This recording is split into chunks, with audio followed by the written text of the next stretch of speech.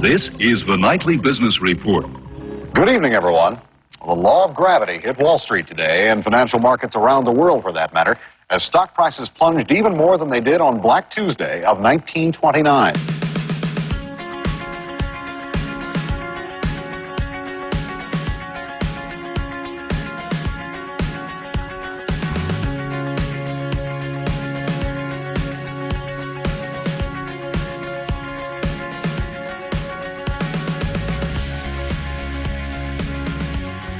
It was the defining moment of the 1980s. October 19th, 1987, the Dow Jones Industrial Average plunged 508 points, the largest single-day drop in the history of the stock market.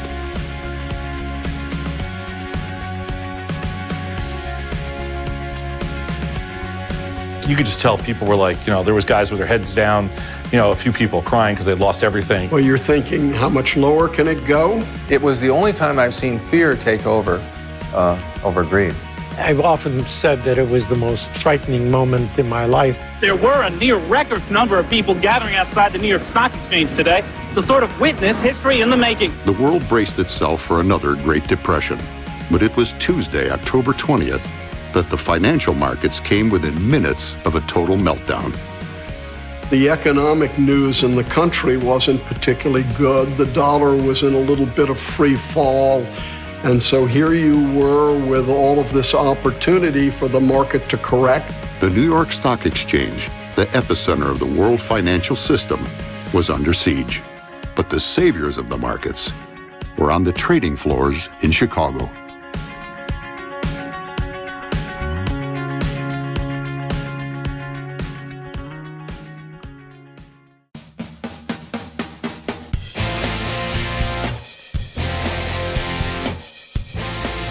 The 1980s, America is flush with cash.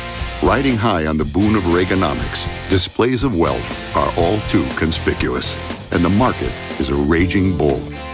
It was an incredible market. You have to remember, as traders, we couldn't care less why there was a bull run. I mean, the Cubs were in the '84 playoffs. There was, the city was up for grabs. We were all young. We were the house. We were the casino. Public orders would come in. They would sell to our bids, they would buy from our offers, and we made money from the space in between. So we all made a lot of money in the early 80s.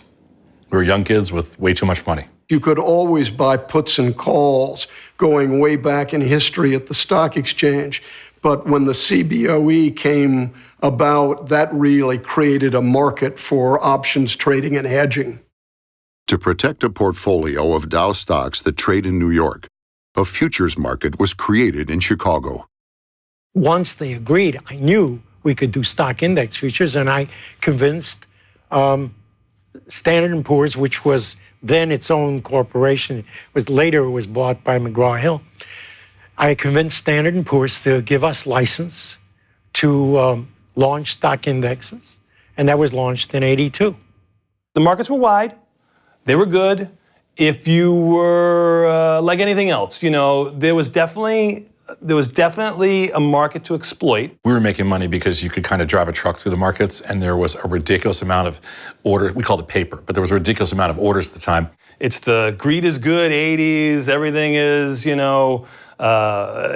money making hand over fist. Greed, for lack of a better word, is good. Wall Street's Gordon Gekko, based on Maverick icon Ivan Boesky, harnessed the power of computers to become the most successful trader of the day. What computers have done for the world of trading, at least for the world of retail trading, is really unbelievable. The gap between institutional professional trading and retail trading was huge back in the 80s and even into the early 90s. As late as 1985, on the CBOE and the Pacific Stock Exchange, they would not allow you to have a computer on the floor. But by the mid-1980s, program trading was the dominant trading strategy on Wall Street. The idea was to give institutions and individuals, if they had enough money, a way to hedge a bet, as well as to create a portfolio of stocks in one sort of swift action, if you will, one purchase, one sale. By dumping $1 billion worth of stock into the market with the press of a button, a program trader could single-handedly lower the value of stock. If the stock was part of the Dow Jones Industrial Average, the transaction had the potential to move the Dow. So the Dow Jones Industrial Average represents an average price of a basket of stocks. In this particular basket, there are 30 different stocks, and each receives a weight corresponding to its price. So you're just taking the average of these prices for 30 companies. The Major Market Index is a group of 20 stocks that mirror the Dow. They're all very large stocks. You're looking at the IBMs and all the blue chips. This index trades at the Chicago Board of Trade. 17 of the 20 MMI stocks are also part of the Dow. The purchase of those 17 stocks would increase the Major Market Index and could also move the Dow. In the MMI, just go put large buy orders in or large sell orders into 20 stocks, and you could affect a change if your orders are big enough. Again, in the long run, the market's always bigger than any participant. But in the short run, you could probably move that index a little bit.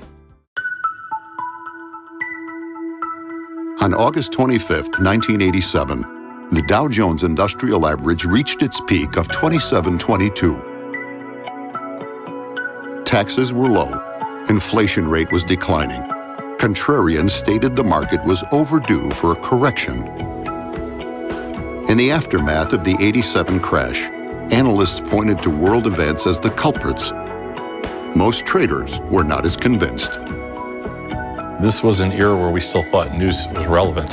When you're standing in the pits back in the day when everything was so busy and active, the markets move before you ever even see the news. So, I mean, we would have a news screen all over the pit, but you would never see that. I mean, you could never act fast enough. There's 400 people watching the same bit of news. There may be one order. It's not like you had access to it.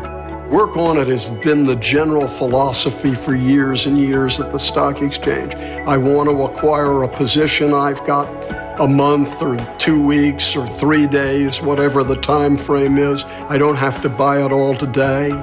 And when you hear somebody say, I want to sell it now, it changes something in your mindset. So even if you wanted to close positions out, your only avenue to lay risk off at that time was selling futures. And that's why futures got, I think, a little bit ahead of where the rest of the market was.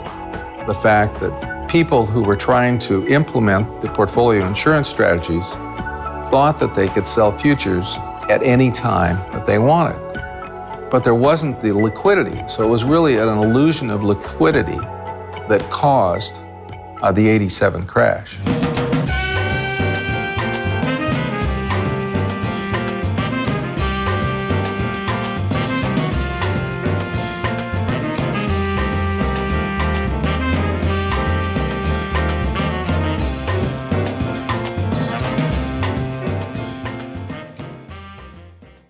The stock market, we are told, is always delivering a message. The only trick is knowing how to read it. This week, the Dow crashed more than 235 points and set a bundle of other nasty all-time records in the process.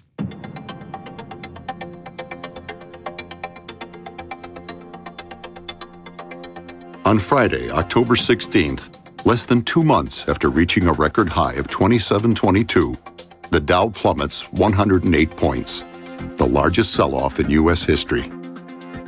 The Friday comes, market's going crazy. You got to remember, I think it was 1984 was the first time we ever had a $50 up day.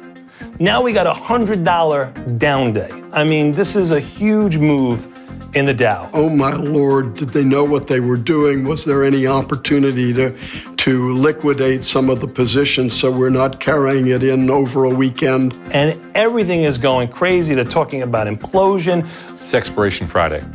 On October 16th, Expiration Friday was my biggest trading day ever.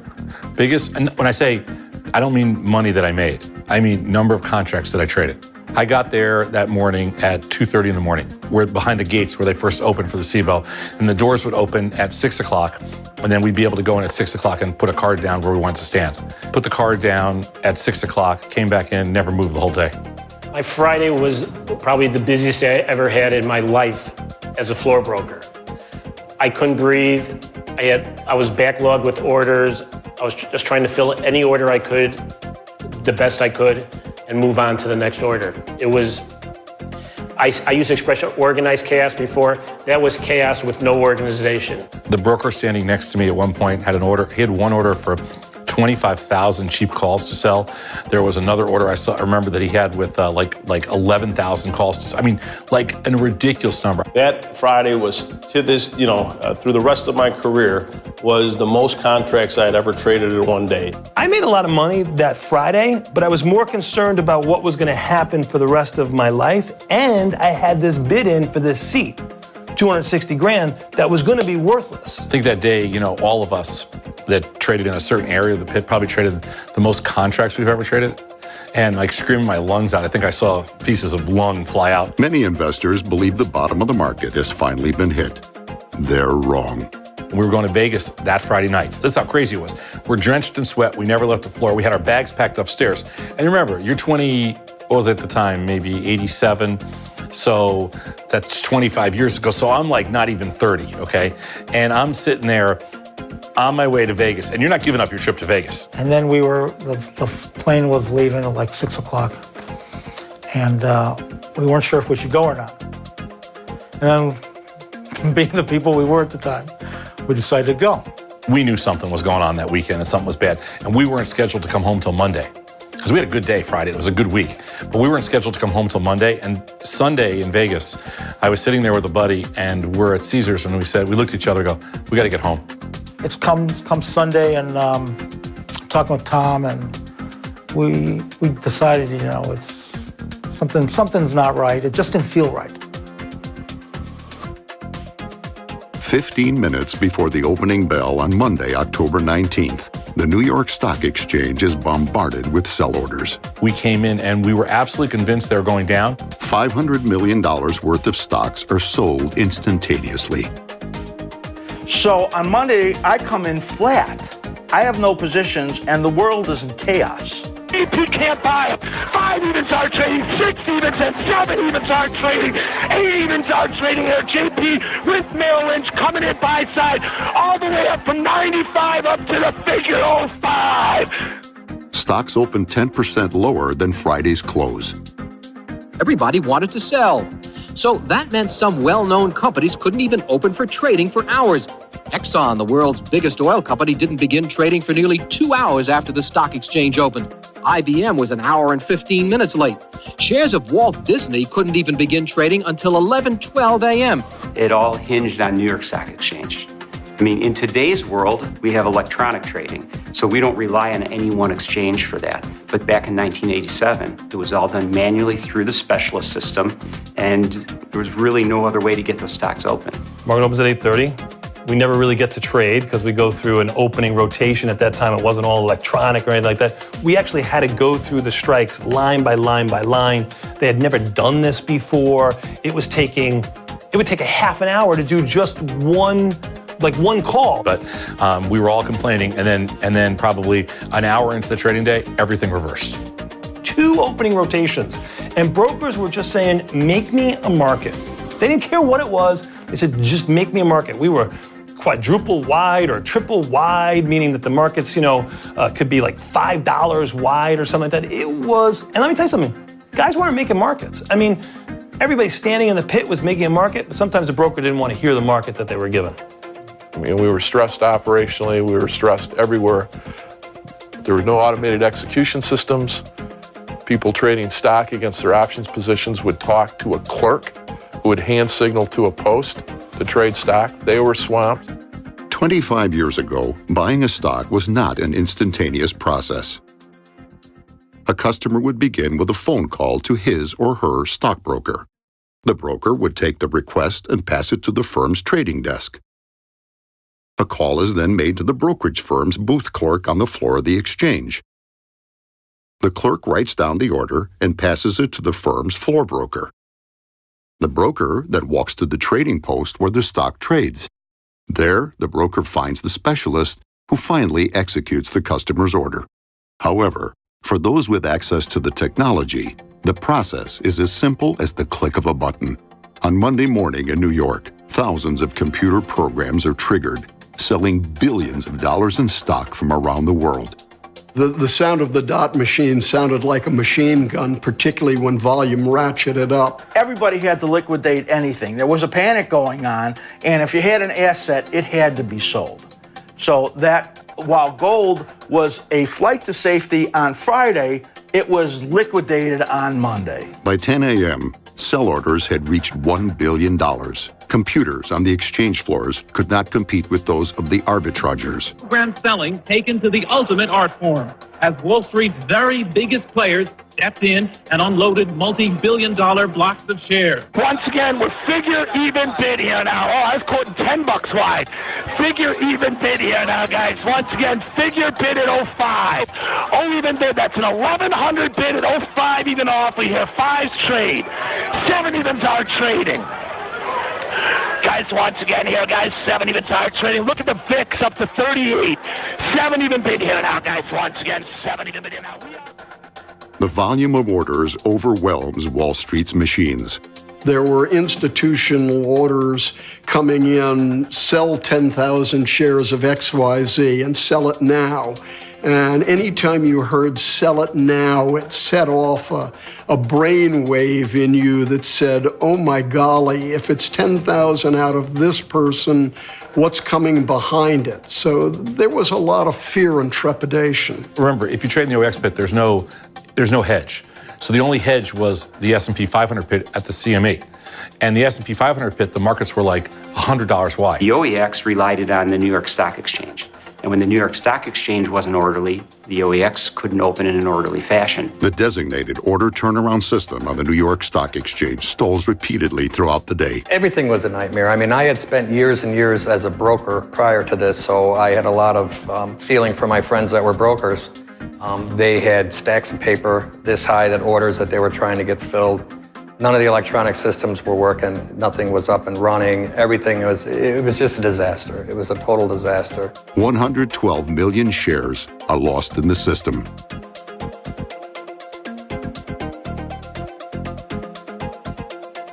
Four hours after the opening bell, there's pandemonium on the floor.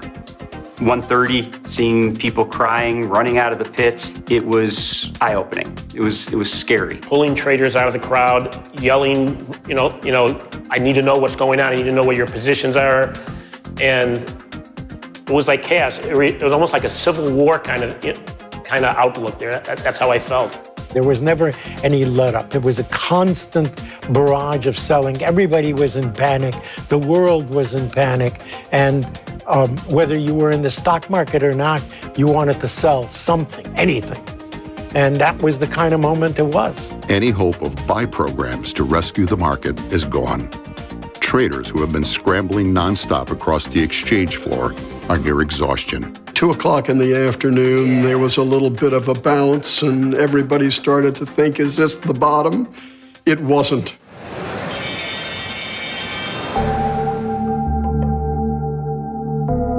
The 7-hour massacre ends with the Dow finishing down an inconceivable 508 points, 5 times greater than the record set on the previous Friday. To the end, market analysts are steadfastly refusing to even mention that word crash to describe what's going on right now. Instead, they like to look at it as a correction that still has to work itself out. The market loses 22.6% of its value in one day, twice the percentage than any previous day in history, including the crash of 1929, the day that prompted the Great Depression. Once the bell rang at 4 o'clock, they couldn't get out. The backlog was really basically people like yourself, individual investors, who said, gee, I put in an order at 3 o'clock to sell this stock. Did I sell my stock? I haven't gotten a report yet. I want to know how I stand. I remember at the end of the day, I sat down in the pit, my legs were shaking, I'm sweating profusely, and I'm freaking out at, one, am I going to have a job the next day? Are these trades going to clear up? Is this going to cost me anything financially? Is this business over with? Is the world coming to an end? I saw 2 grown men leave the pit crying, literally in tears. They knew they had lost everything at that point. Big rumors about what's going on. The government's going broke. We're about to experience another depression. I mean, really, it was crazy. I've never seen the panic level like I saw it that day. It's one of those days where, it's like somebody said, what days you remember? My mom said, Kennedy, when he was, you go through the list, and I know my list, and I was a little young when Kennedy was killed, so I don't remember that one. But this is one, for sure. One of the things that really sticks in my head after the close on Monday was, a lot of the guys were holding their heads on the stairs, but one of the guys I knew, because he stood there for a while, he was actually crying. He lost everything. When the bloodbath is over $500 billion of capital vanishes in a single day. There were some who managed to prosper amidst the financial wreckage. 33-year-old Paul Tudor Jones capitalized on the chaos of Black Monday to the tune of nearly $200 million. But for most, Wall Street was a disaster area. It was like you were living in a house with a lot of security and a great big foundation, okay? And all of a sudden an earthquake hit, okay? And then everything just crumbled. And now you're out on the street with nowhere to live.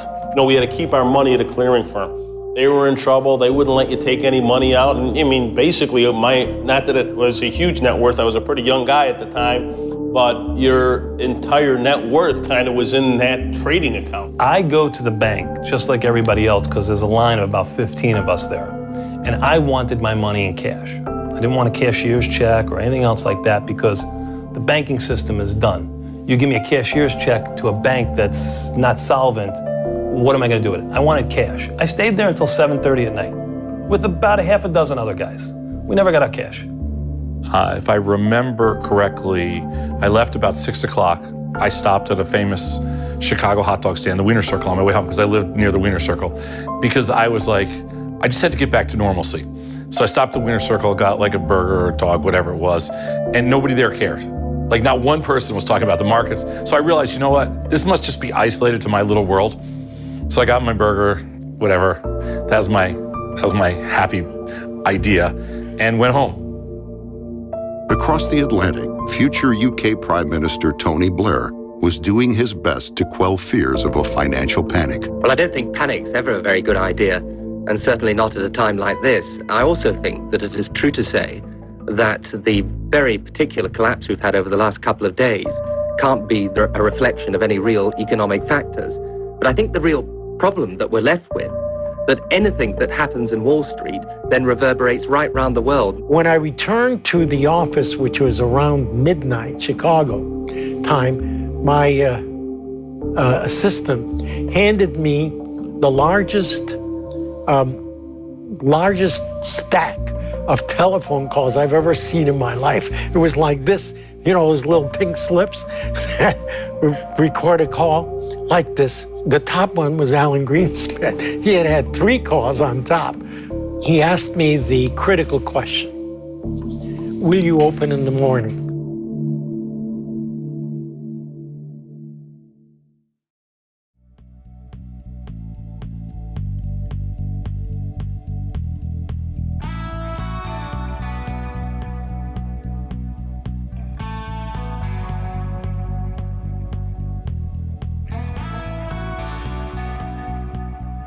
The next day we couldn't sleep at all. I went back to the exchange the next morning at, 2 in the morning. There was 50 people there. 2, 3 in the morning, it was jammed. We never opened pretty much the next day anyway. We were going through opening rotation for the next day. Specialists on the New York Stock Exchange no longer have capital to buy stock if the panic selling continues. They beg their bankers for money, but are denied. Call my friendly bank, and I called the woman on the phone, and I said to her, I think I'm going to need $50 million to pay for the inventory that we acquired today in the stock market decline. And you could hear this dead silence. If specialists are unable to operate, a collapse in the financial system around the world is certain. The orders were such a deluge that the specialist system, I'm afraid to say it, but it's true, failed. Because the specialists weren't going to take this kind of hit. They didn't have the money for this kind of hit. Before the opening on Tuesday, the Federal Reserve releases a statement. and they called the banks and said, you've got to loan these market makers the money so they can pay for these positions. Before the start of trading, the CME Clearinghouse collects margin payments from members to cover Monday's losses. Because 2 CME Clearinghouse members had not received payments, fears emerged about the solvency of the CME. On the CBOE floor, normally you hear this really loud, it's open outcry. So you hear this huge amount of noise nonstop, everybody screaming. This was just arguing. Everybody was arguing about prices. It was just arguing about what price we should open.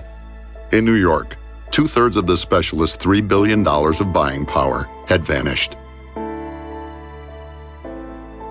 Before the market opens, New York Stock Exchange Chairman John Phelan imposes a moratorium on computer trading.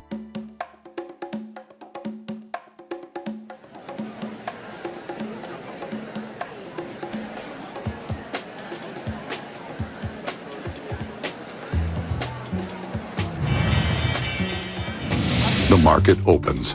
7% of stocks are closed for trading. Imbalances make it impossible for specialists to maintain orderly markets. The call basically went out for buyers, and you would hold up trading in a stock if it was going to open dramatically lower. The Fed stopgap measures kick in. The Dow shoots up 126 points in the opening minutes. And they opened up like almost limit. They skyrocketed up on the opening. But the crisis is far from over. What happened is all the put buyers came in and bought puts. Now, I'm standing in the S&P 500 option pit. We're one of the designated primary market makers. We had a position on that was short major market index and long S&P 500 futures. By midday, 10 Dow stocks, accounting for more than half the weight of the Dow, are not open for trading. So the banks were getting extra credit for whatever they needed. And the specialists too, but the specialists were afraid to use it because there was no bottom in sight. And so if there were no buyers, what are they going to use this money that they're going to have to pay back someday when it was like throwing it out? The role of a specialist is to stand there and provide match buyer and seller, and when buyer and seller aren't there, to provide liquidity so the price swings don't get too wide. For refusing to buy stock from incoming sellers, some specialists are not acting as the buyer of last resort. But yes, buyer of last resort, and yes, realizing that the stock exchange and the SEC were the regulators of last resort as well, and they were going to be all over us if we didn't perform. We really couldn't trade. Positions or no positions, good amount of capital or not, it didn't matter. They were panicked. At that time, the rumors of that in fact the market was going to close, that New York was going to close, and more we heard that the Chicago Mercantile was going to close. The New York Stock Exchange, the heart of the world financial markets, was about to stop beating. I think that would have sent a very, very bad message to not only public but institutional investors that if you can't keep the marketplace open, it'll be even worse the next day, the day after that. So I think the idea was keep the exchange open, rotate around as they do in the options markets and other markets, and see how many stocks you could keep open and keep trading and see if they'd stabilize. The Fed's strategy has failed. There is an absence of buy orders. You're frustrated the whole day because, I'll explain why. Because you're standing there on one side of the pit, and on the other side of the pit, they open up some puts that are $200 higher than they should be, and you're willing to sell them $100 or $200 lower, and you can't get any of them. The clearinghouses would not let you trade. The fires that they had to put out were so big that if you had no position and you were not one of their problems, they didn't want you to be one of their problems. Thursday, it felt like we were out of business. Like it felt like they were just going to shut the exchange down because there was no business. The fear spreads to the Chicago Mercantile Exchange. The market, just like in New York, kept going down and down. And I didn't know how and when or whether it would stop. The New York specialists widened their markets to the point where I saw stocks that were $40 bid offered at $50. But we're open. What would you like to do? Well, as someone comes in, a broker comes in and says, I'd like to buy these 40 calls, our question back to them was, which is rude to answer a question with a question, was, what's the market? Where is the stock trading? You tell me where the stock is, I'll tell you what the options are worth. So to me, I was pretty scared that this thing looks like it's melting down. And that would mean that at the CME, if we're still open, we're going to go to zero. We're going to go to zero. If we go to zero, it's the end of the world, and we'll be blamed for being zero. It was quiet. It was quiet on the CBOE floor too, but there was a lot of arguing about prices. So I needed a respite while the New York Stock Exchange is making the decision. I was on the phone around noon with John Phelan, and he said to me he just finished talking to the president, and they are considering closing the market. So I tell the firm, I said, send somebody over to the library to find out what has happened on previous trading halts. And we have 19 people in the firm. We're at war. And I'm telling our firm to send somebody over to the library. At 11:15, the Merc is shut down.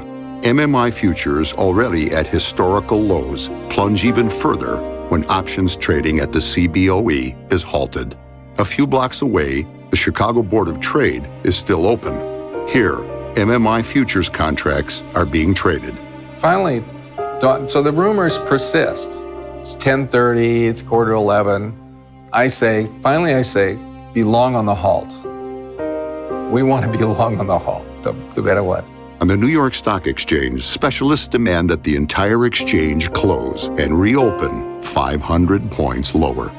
And the reason a lot of the stocks weren't open is because they couldn't find buyers. The specialists had bought all they were willing to buy or able to buy based on whatever their capital was. And the fear was, once you halt the market, which was unprecedented, that the market could drop and go, another 1929 here. And the market was closed for about an hour and a half. So there was no broker taking independent business in the major market index that mirrored the Dow. So I personally had to go over and trade in that pit. With the New York Stock Exchange braced to shut down, the Chicago Board of Trade stands defiant. A broker realizes I'm the only buyer in the pit. There are 20 people. I'm the only guy that has a tendency that I will buy something. At the Chicago Board of Trade, a rise in the MMI creates the most incredible rally in the history of the financial markets. You're always a buyer and always a seller. There's always a place you buy and sell. So I tell them 285. I mean, it's just traded 290. They're trading, there's maybe a 288 bid, but they know that's not really real. So I give him a 285 bid. He says, you own them. And I go, I think they trade 287, 288, 289. He says, I'll sell you another 50. I buy another 50 at 285. They trade 290, 295, and that occurred 3 minutes after the Merc had shut down trading. That trade occurred. So what happens the rest of the day? It just goes straight up. With an influx of 150 contracts in the major market index, the MMI rises. Since the MMI is so thinly traded, it soars from a discount of 60 points to a premium of 12 points. Or if the stock was at a discount, which was what happened in this case, they could buy the stocks and they could sell the futures. At the time, the MMI is the only major index still trading. With each point representing about 5 points in the Dow, this was the equivalent of a 360-point rise in the Dow Jones Industrial Average. It reaches a point where a huge profit could be made if the Dow stocks they represent are available for purchase on the New York Stock Exchange. And that caused the stocks to reopen because suddenly there were buyers. All eyes in New York notice the rally in Chicago. Traders demand to buy the Dow stocks that are represented in the MMI. If I know that the stocks, the MMI stocks, are trading at a 60-point discount to the future, I'm buying stocks and selling futures until that relationship comes back into line. It's free money if you have the guts, the capital, and the ability to make those trades. Specialist firms relent. They remain open for trading. A furious rally ignites, catapulting the Dow skyward. And suddenly the buyers came in. Companies were announcing buybacks. There was a dramatic number of announcements out of corporations who thought their stocks were ridiculously cheap announcing buybacks, and that probably had a fairly good impact as well. By day's end, the Dow posts a record 102-point gain. The crash of '87 comes to an end. Euphoric. The mood was euphoric. The mood was, gee, I can wipe my brow and I'll live to play another day. And I've kept my candy store open and I've done what I was supposed to do. Missiles were down, and then all of a sudden a big buyer comes in, starts shooting them right back up. It was like euphoria had hit the floor. Everyone's like, oh my God, this isn't a crash. There are buyers here. We found the level.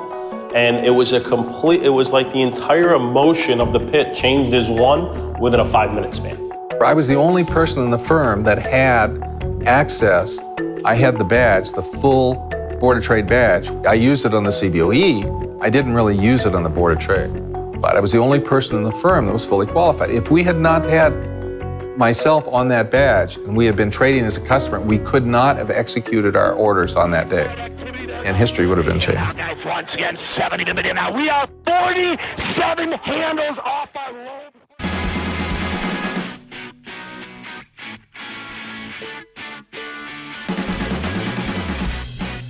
On October 20th, 1987, at 11:23 a.m., a market meltdown was averted with the purchase of 150 MMI contracts. The rumors were even more prolific after Tuesday, when everybody was trying to figure out who the buyer of last resort really was. Was it the Fed coming in? Was it some major bank coming in? Was it some bright individual mutual fund that came in and said, this is the place where I'm going to stand up and commit my capital? We knew there'd be a lot of finger pointing and that we were in for a battle of our lives in terms of were we the bad guys or the fall guys or not. But at least we knew that the world didn't end.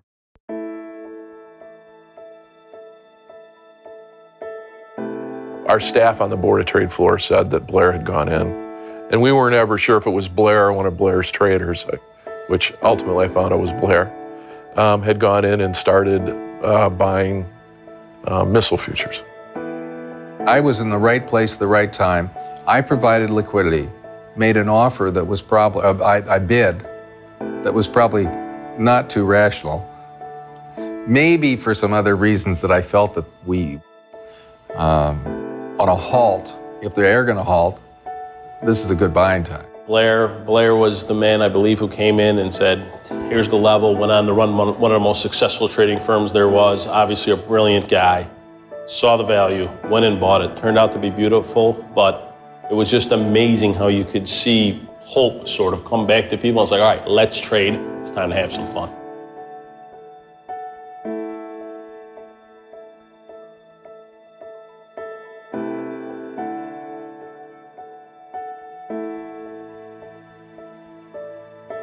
Things kind of stabilize a little bit. We actually start rallying into the rest of the week. That seat that I bought for $260,000 is now back to $360,000 in a couple of weeks, and it never sees that price again for about 15 years or so.